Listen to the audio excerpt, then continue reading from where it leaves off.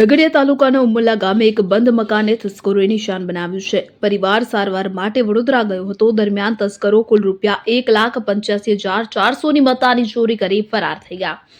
સમગ્ર ઘટનાની જો વાત કરીએ તો ઉમરલા ગામના વાડી ફળિયામાં રહેતા અશ્વિનભાઈ સોમાભાઈ પટેલ તેમની પત્ની સાથે ડાયાબિટીસની સારવાર અર્થે 2 એપ્રિલ 2026ના રોજ વડોદરાની કમલા હોસ્પિટલમાં ગયા હતા.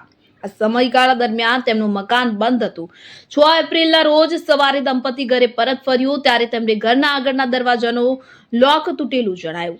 તપાસ કરતા જાણવા મળ્યું કે તસ્કરોએ પીવીસી કબાટ અને લોખંડની તિજોરીના તાળા તોડી ચોરીને અંજામ આપ્યો હતો. ચોરાયેલી મત્તામાં આશરે 1 તોલાની સોનાની ચેન, 1 ડાયમંડ નંગ, અંદાજે 4,000, 2 બ્રેસલેટ પર્સમાં રાખેલા કે જેની કિંમત રૂપિયા નીચે અનુસાર તો ₹27,000 રોકડા અને તિજોરીના અંદર ખાનામાં રાખેલ 20,000 રોકડાનો સમાવેશ થાય છે.